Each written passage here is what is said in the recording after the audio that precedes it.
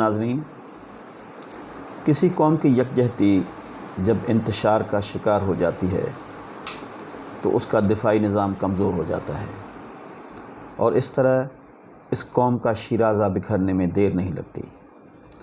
ایسے میں دشمن فائدہ اٹھانے لگتا ہے۔ یہی حال بغداد کا ہوا۔ جب قوم میں یکجہتی نہ رہی، مرکز کمزور ہو گیا، صوبے بغاوت پر اترنے لگے، لوگوں نے اپنے ذاتی مفاد کے لیے غیر ملکیوں کو حملہ آور ہونے کی دعوت دی۔ اس سے فائدہ اٹھا کے ہلاکو خان بغداد پر حملہ آور ہوا اور بغداد کی گلیوں میں خون کی ندیاں بہنے لگیں۔ اس موضوع پر اسلم راہی صاحب نے ایک ناول لکھا ہے جس کا عنوان ہے ہلاکو خان۔ تو ناظرین، ہم چاہتے ہیں کہ آپ کو تاریخ سے آگاہی دلانے کے لیے اس ناول کو قسط وار آپ کی خدمت میں پیش کریں۔ امید ہے ہماری یہ کاوش آپ کے نالج میں اضافہ کرے گی۔ 650 ہجری کا وہ سرد ترین دن تھا۔ کوہستان قزوین میں رات گہری ہوتی جا رہی تھی۔ چاروں طرف چپ اور خاموشی کا عالم تھا۔ کبھی کبھی کوہستانی سلسلے کے اندر بھیڑیے بلند آوازوں میں اس طرح رونے لگتے جیسے خبیث روحیں ان کا شکار کرنے کے لیے ان کے تعاقب میں لگ گئی ہوں۔ ایسے میں کوہستان قزوین کی چوٹی پر بنے الموت نام کے قلعے کے دروازے پر ایک شخص نے دستک دی۔ دستک دینے والا ڈھلی ہوئی عمر کا ایک شخص تھا۔ اپنے ایک ہاتھ میں اس نے اپنے گھوڑے کی باگ پکڑ رکھی تھی، ایک ہاتھ سے قلعہ الموت کے آہنی دروازے پر دستک دی تھی، اور اس کے پیچھے عمر کے لحاظ سے بالکل اس چیز جیسا ایک اور شخص کھڑا تھا۔ وہ بھی اپنے گھوڑے سے اتر کر گھوڑے کی باگ پکڑے دروازہ کھلنے کا انتظار کرنے لگا۔ کہتے ہیں ایک ویلمی بادشاہ نے الموت نام کے اس قلعے کو تعمیر کروایا تھا۔ بعد میں ایک شخص حسن نے 246 ہجری بمطابق 860 عیسوی میں اسے دوبارہ تعمیر کروایا، اور پھر 423 ہجری بمطابق 1097 میں حسن بن صبا نے اس قلعے پر زبردستی قبضہ کر لیا تھا۔ تھوڑی دیر بعد اس آہنی دروازے کے اندر جو چھوٹا دروازہ تھا وہ کھلا۔ دروازہ کھولنے والے دو مسلح جوان تھے۔ ان کی طرف دیکھتے ہوئے دستک دینے والا انہیں مخاطب کر کے کہنے لگا، دیکھو، میرا نام سیاہنوف ہے اور میرے ساتھی کا نام ناؤس ہے۔ اپنے شیخ الجبل رکن الدین خورشاہ کو ہماری آمد کی اطلاع کرو۔ اس پر ان دو میں سے ایک مسکراتے ہوئے کہنے لگا، اطلاع کرنے کی ضرورت نہیں ہے، اس لیے کہ شیخ الجبل آپ ہی کا انتظار کر رہے ہیں۔ اس کے ساتھ ہی اس نے بڑا دروازہ کھول دیا۔ چنانچہ وہ دونوں قلعے میں داخل ہوئے اور قلعے کا آہنی دروازہ محافظوں نے پہلے کی طرح بند کر دیا تھا۔ ایک محافظ انہیں لے کر آگے بڑھا۔ شیخ الجبل کے لیے اندر جو عالی شان اور پر آسائش و زیبائش قصر بنا ہوا تھا، وہاں جب وہ پہنچے تو کچھ لوگ آگے بڑھے، ان دونوں کے گھوڑوں کو پکڑ کر ایک طرف لے گئے۔ پھر جو رہنما ان کے ساتھ تھا وہ انہیں قصر کے ایک کمرے میں لے گیا، جہاں اس وقت قلعہ الموت کا شیخ الجبل اور حکمران رکن الدین خورشاہ بیٹھا تھا۔ اس نے جو ہی ان دونوں کو آتے دیکھا، اپنی جگہ سے اٹھ کر شاندار انداز میں ان کا استقبال کیا، پرجوش انداز میں ان سے مصافحہ کیا، پھر انہیں اپنے سامنے بٹھایا اور کہنے لگا، مجھے بڑی بے چینی اور بے تابی سے تم دونوں کی آمد کا انتظار تھا۔ دیکھو، جو کچھ میں کرنا چاہتا ہوں اس کی اطلاع قاصد کے ذریعے پہلے ہی میں نے تمہیں دے دی تھی۔ ایک بار پھر میں تمہیں اپنے مقصد سے آگاہ کرتا ہوں۔ دیکھو، جب تک بغداد میں بنو عباس کی حکومت ہے، ہمارا یہ مسکن اور ہماری یہ طاقت دن بدن کمزور ہوتی چلی جائے گی، اور پھر ایک دن ایسا آئے گا کہ ہمارا نام و نشان مٹ جائے گا، جبکہ میں ایسا نہیں چاہتا۔ بغداد کے اندر اس وقت دو قوتیں ہیں، ایک وہ جو سنت پر عمل کرنے والے ہیں، دوسرے وہ جو امامیہ کہلاتے ہیں۔ ان دونوں سنت پر قائم رہنے والوں اور امامیہ والوں میں کے درمیان بہترین اتفاق اور یکجہتی ہے۔ اب ہم نے اسی اتفاق اور یکجہتی کو توڑنا ہے۔ سنت والوں اور امامیہ والے دونوں گروہوں کو آپس میں لڑانا ہے۔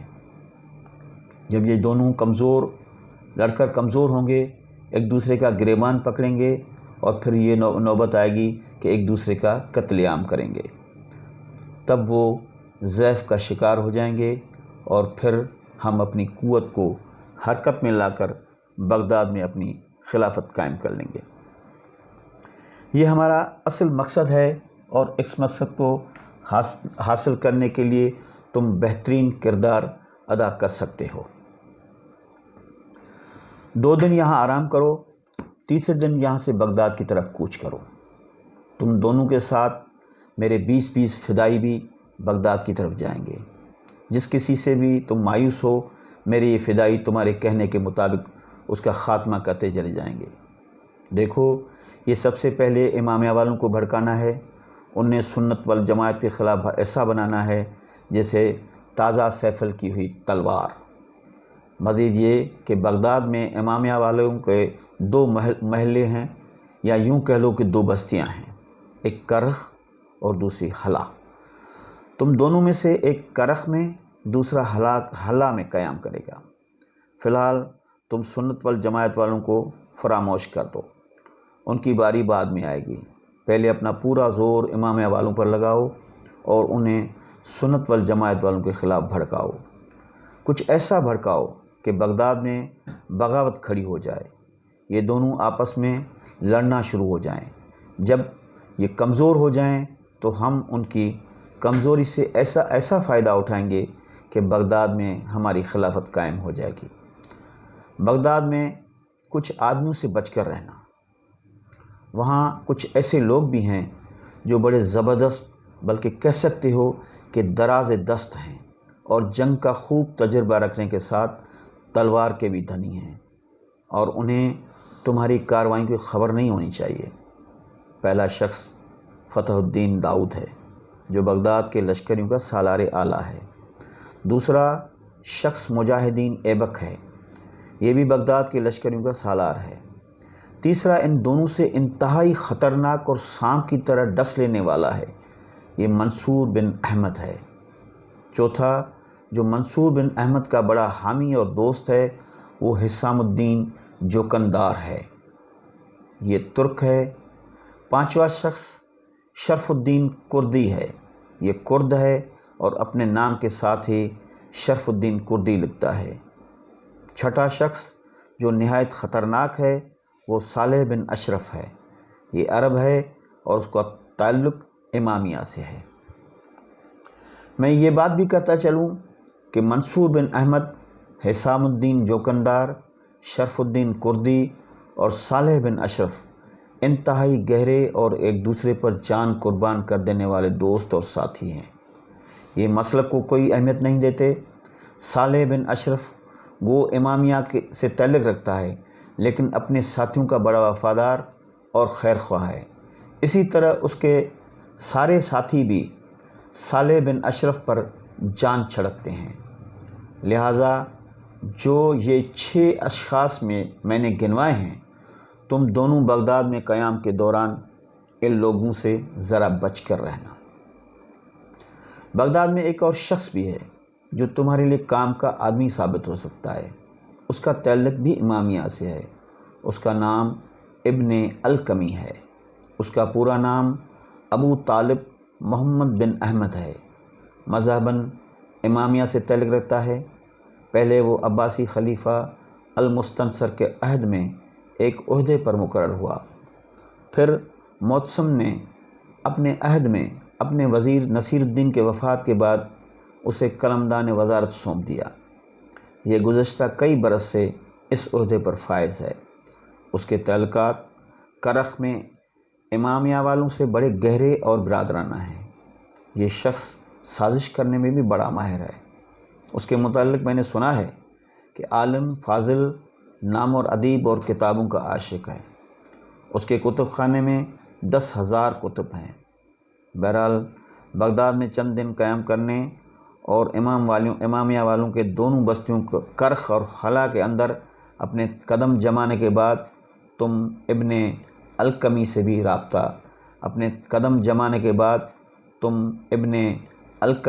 رابطہ قائم کرنا۔ وہ تمہارے بڑے کام آ سکتا ہے۔ اگر تم پر بغداد میں کوئی مصیبت بن پڑتی ہے تو یاد رکھنا القمی لمحوں کے اندر اس مصیبت سے تمہیں چھٹکارا دلا سکتا ہے۔ ابن القمی سے یہ مت کہنا کہ تمہارا تعلق الموت کے شیخ الجبل سے ہے۔ تم اس پر بھی یہی انکشاف کرنا کہ تم دونوں کا تعلق امامیہ مسلک سے ہے۔ تم میری تدبیر کے مطابق وہاں کام کرتے رہو۔ امامیہ والوں کو سنت والجماعت کے خلاف بھڑکاؤ، دونوں کے درمیان دشمنی، عداوت پیدا کرو۔ یاد رکھنا امامیہ والے بھی ایک طرف ہوں گے، سنت والجماعت والے بھی ایک طرف ہوں گے اور خلافت ہمارے ہاتھ میں آ جائے گی۔ دیکھو رات گہری ہو رہی ہے، اب تم دونوں آرام کرو، کل دن کے وقت پھر گفتگو ہوگی۔ اس کے ساتھ ہی شیخ الجبل کے کہنے پر اس کے 2 آدمی سیانوف اور ناؤس کو اپنے ساتھ لے گئے۔ دونوں نے قلعہ الموت کے شیخ الجبل رکن الدین خورشید شاہ کے پاس 3 دن آرام کیا، اور 3 دنوں کے دوران رکن الدین خورشید شاہ انہیں برابر سمجھاتا رہا، اور 3 دن بعد سیانوف اور ناؤس دونوں نے بغداد کا رخ کیا، اور دونوں کے ساتھ شیخ الجبل رکن الدین خورشید شاہ کا ساتھی تھا۔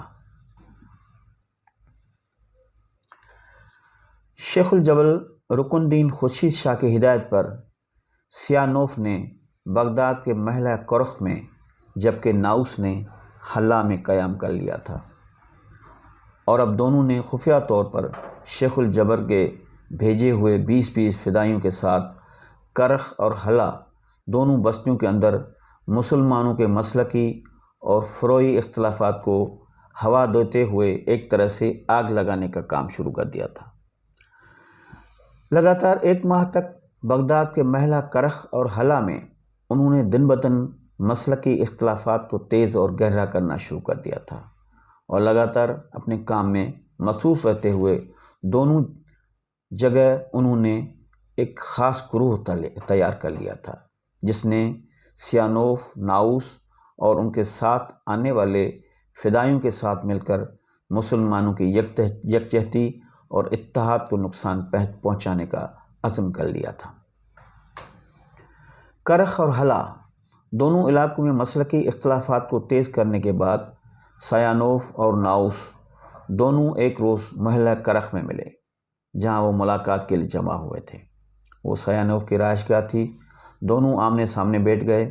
پھر گفتگو کا آغاز سیانوف نے کیا اور کہنے لگا، ناؤس میرے بھائی، شیخ الجبل رکن الدین خورشید شاہ کی ہدایت کے مطابق ہم اپنے مقصد میں کرخ اور حلہ دونوں مقام پر کافی حد تک کامیاب ہوئے ہیں، اور لوگوں کے اندر ہم نے مسلکی اختلافات کو ایسی ہوا دی ہے کہ اس سے دونوں مسلکوں کے درمیان دشمنی، عداوت اور اختلافات گہرے ہو جائیں گے، اور دونوں خم ٹھونک کر ایک دوسرے کے خلاف اٹھ کھڑے ہوں گے۔